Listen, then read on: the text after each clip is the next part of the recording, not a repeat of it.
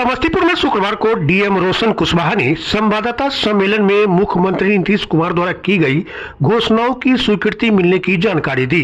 उन्होंने बताया कि प्रगति यात्रा के दौरान सीएम ने जिन जिन योजनाओं का निरीक्षण और शिलान्यास किया था, उन योजनाओं पर काम शुरू करने के लिए कैबिनेट की मंजूरी मिल गई है।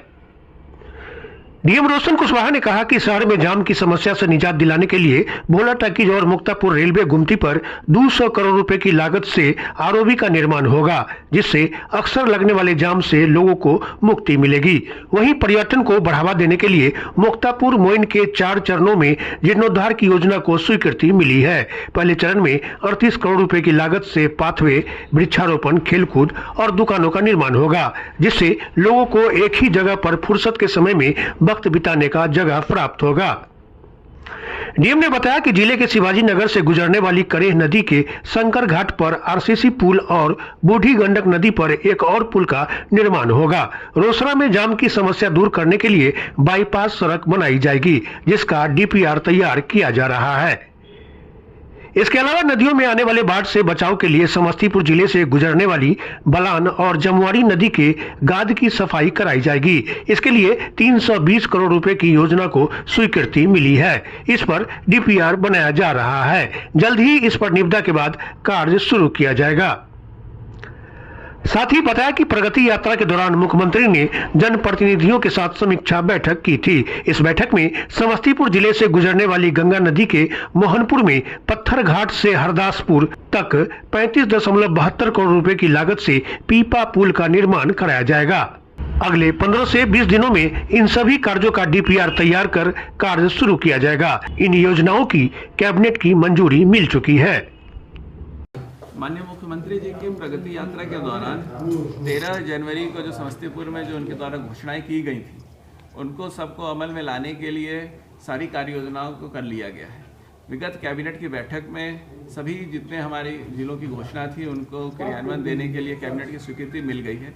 आज इनके बारे में आप लोगों को जानकारी देने के लिए ये प्रेस कॉन्फ्रेंस बुलाया गया है। शहर की जो सबसे प्रमुख समस्या थी, जो रेलवे के दोनों फाटक थे जिन पर जाम लगता था, आप सब जान रहे हैं कि दोनों फाटक के आरओबी बनाने के लिए माननीय मुख्यमंत्री जी के द्वारा शिलान्यास उसी दिन कराया गया था, जो लगभग 200 करोड़ के दोनों आरओबी हैं और शीघ्र ही इन पे जो काम है वो एजेंसी का चयन करने के साथ ही शुरू हो जाएगा। इसके साथ ही साथ बूढ़ी गंडक नदी पे जो पुल है हमारा सिंगल पुल था, जिसमें आने जाने की वजह से जाम लगता था, उसी जगह पे उसी के बगल में एक अतिरिक्त पुल लगभग 44 करोड़ रुपये का सैंक्शन हुआ है, जिससे कि वन वे व्यवस्था के तहत एक पुल आने के लिए और एक पुल जाने के लिए रहेगा।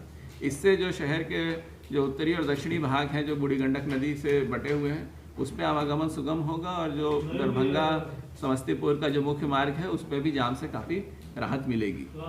साथ ही साथ जो शहर में पर्यटन की सुविधाओं को और बढ़ाने के लिए और लोगों को बाहर निकलने के लिए मुक्तापुर मोइन पे जो निर्माण का कार्य कराना है जीर्णोद्धार का, वो भी 4 चरणों में स्वीकृत हुआ है। उसके पहले चरण का जो कार्य है वो उसका डीपीआर करीब फाइनल है और उसमें लगभग 40 करोड़ के आसपास 38 करोड़ के लागत से उसमें जीर्णोद्धार का काम हो रहा है, जिसमें शुरुआत में पाथवे, ग्रीन एरिया और क्रीड़ा के स्थल रहेंगे।